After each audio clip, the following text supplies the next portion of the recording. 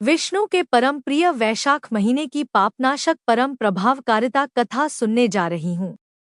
पूर्वकाल में पंचाल देश में पुरुयश नाम का एक राजा था। जब उसके पिता की मृत्यु हो गई तो वे राजा बने। वह वीरता और उदार चित्तता के गुणों से संपन्न थे। वे धनुर्विद्या के विशेषज्ञ थे। अत्यधिक बुद्धिमान राजा ने अपने पवित्र और धार्मिक कार्यों के माध्यम से पूरी पृथ्वी पर शासन किया। चूंकि उसने पिछले जन्म में जरूरतमंदों को पानी नहीं दिया था, इसलिए उसे बहुत बड़ा दोष लगा था। कुछ समय बीतने पर उसे धन की बड़ी हानि उठानी पड़ी। घोड़े और हाथी एक घातक बीमारी से पीड़ित होने के बाद दीन से पीड़ित हो गए। अभूतपूर्व रोष का एक बड़ा अकाल देश में फैल गया और पूरे क्षेत्र की आबादी खत्म हो गई। राज्य और खजाना हाथी द्वारा खाए गए से पेड़ की तरह खाली हो गए। यह जानने पर कि राजा कमजोर हो गया है और मजबूत सेना, खजाने और स्थिर राज्य से वंचित हो गया है, उसके राजा के दुश्मन सैकड़ों राजाओं ने सोचा कि उसे हराने का यही उचित समय है। वे आए और युद्ध में पंचाल भूमि के अधिपति को जीत लिया। उनसे पराजित होकर राजा अपनी पत्नी शिखिनी और नरसों तथा अन्य परिचारिकाओं के साथ पहाड़ी गुफाओं में चले गए। वह नाना प्रकार के कष्टों से व्याकुल हो उठा। इस प्रकार गुप्त रहकर उन्होंने 33 वर्ष व्यतीत किए। राजा ने कई बार इस बात पर विचार किया कि उसकी यह स्थिति क्यों है। मैं जन्म और कर्म से पवित्र हूँ। मैं अपने माता पिता के कल्याण में लगा हुआ हूँ। मैं अपने गुरुओं का सच्चा भक्त हूँ। मैं शिष्टता और सौजन्यता से संपन्न हूँ। मैं ब्राह्मणों का हितैषी हूँ। मेरी रुचि धर्म में है। मैं सभी जीवित प्राणियों के प्रति दयालु और विचारशील हूँ। मैं देवताओं का भक्त हूँ और मैंने इंद्रियों को जीत लिया है। न तो मेरा भाई, न मेरा बेटा और न ही मेरे दोस्त अब मेरे शुभचिंतक हैं। हालांकि मैं कुलीन जन्म का हूँ, किस कर्म के कारण मुझे बहुत दुख होता है। मुझे हार का सामना क्यों करना पड़ा? मेरे वन में रहने का क्या कारण है? इन विचारों से चिंतित होकर राजा ने अपने गुरुओं को याद किया। वह पूरी तरह से निराश हो गया था। याज और उपयाजक नाम के दो उत्कृष्ट ऋषि, जो सर्वज्ञ, अत्यंत बुद्धिमान, प्रख्यात ऋषि थे और जिन्हें राजा ने आमंत्रित किया था, वहां आए। उन्हें देखकर पंचाल के स्वामी तुरंत उठ खड़े हुए। उसने बड़ी श्रद्धा से अपना सिर झुका लिया। अपने निर्वासन के कारण वह अत्यधिक पीड़ित हो गया था। वह सभी शाही चिन्हों से रहित था। वह थोड़ी देर तक चुप खड़ा रहा और उनके पैरों पर जमीन पर गिर पड़ा। उन्होंने अपने हाथों से उसे उठाया और उसकी आंखों से आंसू पोंछे। उसने जंगल में उपलब्ध वैभवशाली सामग्रियों से उनकी विधिवत पूजा की। जब वे आराम से बैठ गए तो उन्होंने नम्रता से झुककर उन ब्राह्मणों से पूछा, हे ब्राह्मणों, मुझे मेरे दुहक का कारण बताओ।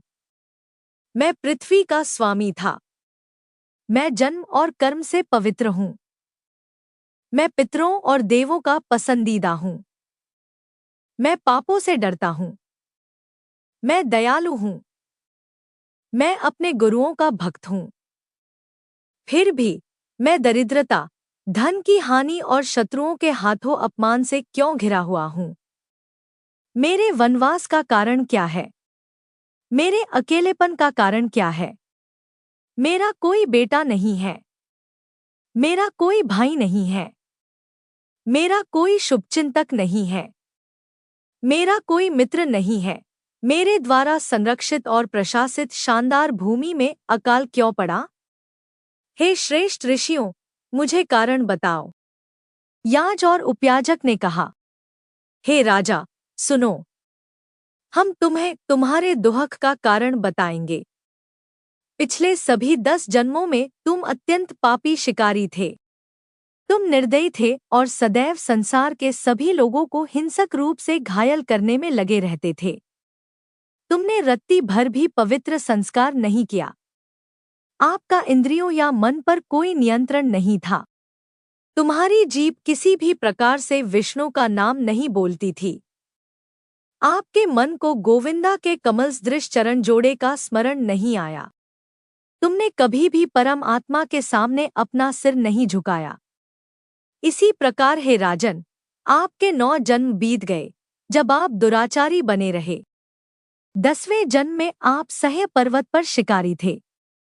आप संसार के सभी लोगों के प्रति निर्दयी थे। आप सभी मनुष्यों के लिए मृत्यु के देवता के समान थे। तुम दया से रहित थे। तुम अपने शस्त्रों के बल पर जीवित रहे। आप हमेशा हिंसा और हानिकारक गतिविधियों के पीछे रहते थे। आप में कोई भी अच्छे गुण नहीं थे। आप दुष्ट थे और अपनी पत्नी के साथ मिलकर यात्रियों को परेशान करते थे। आप गौड़ भूमि की प्रजा के लिए नरभक्षी राक्षस के समान थे। इस प्रकार आपके अपने कल्याण के लिए जो अनुकूल था उसकी अज्ञानता में वर्ष बीत गए। चूंकि तुम शिशुओं, बच्चों, पशु पक्षियों की निर्दयतापूर्वक हत्या करते थे और अत्यंत दुराचारी थे, अतः इस जन्म में तुम्हारे कोई पुत्र उत्पन्न नहीं हुआ। चूंकि तुम पहले विश्वासघाती थे, इसलिए तुम्हारे कोई भाई बहन नहीं हैं। चूंकि तुम यात्रियों को परेशान कर रहे थे, अब तुम मैत्रीपूर्ण लोगों से रहित हो गए हो। चूंकि तुम अच्छे लोगों का अनादर और तिरस्कार करते आए थे, अतः अब शत्रुओं से पराजित हो गए हो। कभी किसी को कुछ न देने के पाप दोष के कारण ही तुम्हें और तुम्हारे निवास को, परिवार को दरिद्रता ने घेर लिया है। चूंकि आपने सदैव दूसरों को पीड़ा और दुख पहुंचाया है, इसलिए आपको निर्वासन की असहनीय पीड़ा से गुजरना पड़ा है। चूंकि तुमने सभी को अप्रसन्न कर दिया है, अतः अब तुम्हें एक ऐसा दुहक घेर लिया है जिसे सहना असंभव है। आपकी भोजन ग्रहण करने में असमर्थता भी इसी कारण से है। पहले तुम अपने सभी कार्यों में बड़े क्रूर थे, अतः हे अत्यंत बुद्धिमान, आप इस जन्म के दौरान अपने राज्य से वंचित हो गए हैं। मैं तुम्हारे अच्छे और कुलीन कुल में जन्म लेने का कारण भी बताऊंगा। जब आप एक शिकारी के रूप में अपने अंतिम जन्म के दौरान गौड़ भूमि के निवासी थे, तब आप कांटों से भरे जंगल में निर्दयी सभी को मारने के अपने काम में लगे हुए थे। आप सभी जीवित प्राणियों के निर्दयी संहारक के रूप में पथ पर खड़े थे। उसी समय 2 धनवान एवं तेजस्वी वैश्य उधर आए। वे गर्मी से बेहाल थे। वेदों और वेदांगों में पारंगत कर्षण नाम के एक ऋषि भी आए थे। उसके बाल उलझे हुए थे और वह छाल के वस्त्र पहने हुए था। मेधावी ऋषि के पास जलपात्र का एकमात्र अधिकार था। इन्हें देखते ही आपने अपना धनुष उठा लिया और उनकी गति में बाधा डालते हुए वहीं खड़े हो गए। आप वैश्यों पर टूट पड़े और अपने बाणों से उनके शरीर को छेद डाला। आपने उनमें से एक को मार डाला और उसकी सारी नकदी और अन्य संपत्ति जब्त कर ली। जब आपने दूसरे को मारने का प्रयास किया तो वह डर के मारे जल्दी से भाग गया। उसने नकदी और कीमती सामान एक बाड़े में छिपा दिया। पूरी तरह भयभीत होकर उसने अपनी जान बचाने की कोशिश की। इस डर से कि शिकारी उन्हें मार डालेगा, ऋषि कर्षण जल्दी से तेज धूप में भागे। वह गर्मी और प्यास से व्याकुल था। उसे बहुत पसीना आया और फिर बेहोश हो गया। वह बहुत थोड़ा सचेत था। वैश्य अपनी जान बचाने के लिए उत्सुक होकर ऋषि को छोड़कर भाग गया। आपने उनका पीछा किया, परंतु रास्ते में ब्राह्मण को मूर्छित देखकर तुमने उससे पूछना चाहा, अमूल्य संपत्तियां कहाँ छिपी हुई हैं? व्यापारी कितनी दूर चला गया है? इस बारे में उससे पूछने के लिए आपने उस ब्राह्मण को पुनर्जीवित करने का प्रयास किया जो बहुत अधिक थका हुआ था। तुम उसके कान में फूंक मारो और अदरक का चूर्ण डाल दो ताकि उसे ठीक से याद रहे। तुमने कीचड़ और कीड़ों से भरे पोखर के पानी से उसकी आंखें पोंछ दी। जब वह थक कर लेट गया तो तुमने उसके चेहरे को पत्तों से हवा दी। ऋषि को होश में लाने के बाद आपने मानसिक रूप से राहत महसूस की और उनसे बोले, इस जंगल में मुझसे मत डरो या मुझ पर संदेह मत करो, क्योंकि मेरे पास हथियार हैं। जो गरीब है और जिसके पास कोई संपत्ति नहीं है, वह इस दुनिया में खुश है। तुम्हें इतना डरने की क्या जरूरत है? पुराने टूटे बर्तन से मुझे कुछ हासिल नहीं होगा। हे ज्ञानी, इतना ही कहो। वह व्यापारी कहाँ भाग गया? वह बहुमूल्य संपत्ति किस बाड़े में छिपाकर जल्दबाजी में भाग गया? अगर तुमने झूठ बोला तो मैं तुम्हें मार डालूंगा। इस बाड़े में धन छिपा है। वह इसी रास्ते से भाग गया। जब उससे इतना सवाल किया गया तो उसने डर और अपनी जान बचाने की इच्छा से ऐसा कहा।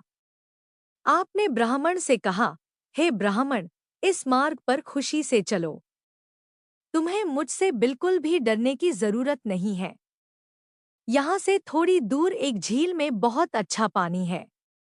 उस शुद्ध जल को पिएं और अपनी थकान दूर करें। फिर गांव चले जाना।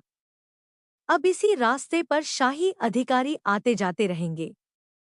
वे प्रमुख व्यापारी की चीख पुकार सुनकर मेरे पदचिन्हों का पता लगाने में लग जाएंगे। हे ब्राह्मण, यद्यपि आप प्यास से व्याकुल हैं, फिर भी मेरे लिए आपका साथ देना संभव नहीं है। इस पत्ते से खुद को पंखा करें। गर्मी थोड़ी कम हो जाएगी। आप उसे पलाश पत्ता पंखा देकर फिर से जंगल में चले गए। भीषण गर्मी वाले वैशाख महीने के दौरान यह आपका सराहनीय कार्य था, हालांकि यह आपके अपने स्वार्थ के लिए किया गया था। इसका परिणाम यह हुआ कि रास्ते में ऋषि की जान बच गई। इसी पुण्य के बल पर तुमने अत्यंत मेधावी और बड़े राजपरिवार में जन्म लिया। यदि आप सुख, राज्य, धन, धान्य और अन्य धन, स्वर्गीय सुख, मोक्ष, हरि के साथ सायुज्य या हरि के क्षेत्र की कामना करते हैं, तो वैशाख महीने के लिए निर्धारित पवित्र अनुष्ठान करें। आपको सभी प्रकार के सुखों की प्राप्ति होगी। यह वैशाख नाम का महीना है। यह तीसरा दिन है जिसे अक्षय यानी अक्षय तृतीया कहा जाता है। ऐसी गाय लाओ जिसने केवल बछड़ा दिया हो और उसे उस ब्राह्मण को दे दो जो कष्ट सह रहा हो, जिससे आपका खजाना भर जाएगा। एक बिस्तर दान करें, आपको खुशी मिलेगी। छाते का उपहार दें, तुम्हें अपना साम्राज्य वापस मिल जाएगा। आदेश के अनुसार पवित्र स्नान करें। इसी प्रकार माधव की पूजा करें। एक उत्तम मूर्ति बनवाकर दे दो, जिससे आपकी विजय होगी। हे राजा, यदि आप अपने पुत्रों के समान अच्छे गुणों वाले पुत्र चाहते हैं, तो सभी जीवित प्राणियों के कल्याण के लिए प्रपास मुफ्त पानी वाले बूथ का दान करें। वैशाख मास के लिए बताए गए इन सभी पवित्र अनुष्ठानों को ईमानदारी से करें, जिससे सभी लोग आपके वश में हो जाएंगे। इसके बारे में कोई संदेह नहीं है। यदि आप मधु के वध करने वाले की संतुष्टि के लिए वैशाख के पवित्र महीने में इच्छाओं से मुक्त मन से ये पवित्र अनुष्ठान करते हैं, तो विष्णु आपको दिखाई देंगे, क्योंकि आपका मन अशुद्धियों से रहित है।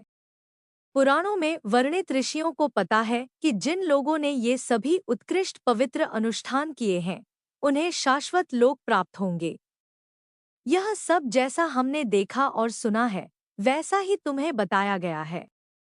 यह कहने के बाद ब्राह्मण, पुजारी, याज और उपयाजक ने उनसे विदा ली और जिस तरह वे आए थे उसी तरह चले गए। तब महान पराक्रमी राजा ने अपने गुरुओं से प्रबुद्ध होकर बड़े विश्वास के साथ सभी वैशाख संस्कार किए। उन्होंने मधु के वध करने वाले की उसी प्रकार पूजा की जैसी उन्हें सलाह दी गई थी। इसके बाद उसने अपनी शक्ति पुनः प्राप्त कर ली। वह अपने सभी रिश्तेदारों से घिरा हुआ था और सेना के बचे हुए लोगों के साथ पंचाल शहर पहुंचा। उसके पुराने शत्रुओं, पड़ोसी क्षेत्र के राजाओं ने सुना कि यह राजा अपने शहर में फिर से प्रवेश कर गया है, इसलिए वे घमंड से उस पर हमला करने के लिए आए। दो राजाओं और पांचाल के राजा के बीच युद्ध हुआ। उस महान योद्धा ने अकेले ही सभी शक्तिशाली राजाओं पर विजय प्राप्त कर ली। जब वे राजा अलग अलग लोकों की ओर जाने वाले रास्तों से भाग गए, तो इस शक्तिशाली राजा ने उन राजाओं के खजाने, घोड़ों और हाथियों को जब्त कर लिया। वह नगर में 1 करोड़ घोड़े, 30 करोड़ हाथी, 1 करोड़ रथ, 10,000 ऊंट और 3 लाख गधे ले आया। वैशाख संस्कार की महानता के कारण सभी राजा अचानक करदाताओं में बदल गए। वे उसके पैरों तले कुचल दिए गए और उनकी योजनाएं चूर चूर हो गईं। पंचाल भूमि में अभूतपूर्व और अतुलनीय समृद्धि थी। उसने एक ही छत्र के नीचे लाए गए सभी क्षेत्रों पर अधिकार कर लिया। मधु के वध करने वाले की कृपा से उसके वीरता और उदारता के गुणों से संपन्न 5 पुत्र उत्पन्न हुए। वे धृष्टकीर्ति, धृष्टकेतु, धृष्टद्युम्न, विजय और चित्रकेतु थे। वे सभी कार्तिकेय के समान थे। जिन प्रजा की सदाचार पूर्वक रक्षा की गई थी, वे उनसे प्रेम पूर्वक जुड़ गईं। वैशाख की प्रभावकारिता से उन्होंने तुरंत ही सभी का विश्वास प्राप्त कर लिया। फिर पंचाल नगर के स्वामी ने मधु के हत्यारे की संतुष्टि के लिए किसी भी प्रकार की इच्छा से मुक्त मन से उन पवित्र संस्कारों को किया। इस पवित्र अनुष्ठान से प्रसन्न होकर भगवान मधुसूदन अक्षय तृतीया के दिन उनके सामने प्रकट हुए। शंख, चक्र, लोहे की गदा आदि धारण किए हुए 4 भुजाओं वाले परम आत्मा नारायण अच्युत को देखकर वह विस्मय विमुग्ध हो गए। पीले वस्त्र पहने भगवान को सिल्वन फूलों की मालाओं से सजाया गया था।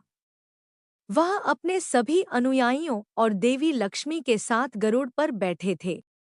असह्य तेज देखकर उसने तुरंत अपनी आंखें बंद कर ली। वह खुशी से नाचने लगा। वह पागल और मतवाले आदमी की तरह इधर-उधर घूमता और घूमता रहता था। उसके सभी अंगों पर भय अंकित हो गया। उसकी आंखों में आंसू आ गए। वह जमीन पर लेट गया। उन्होंने श्रद्धा से हथेलियां जोड़कर अत्यंत भक्तिपूर्वक स्तुति की।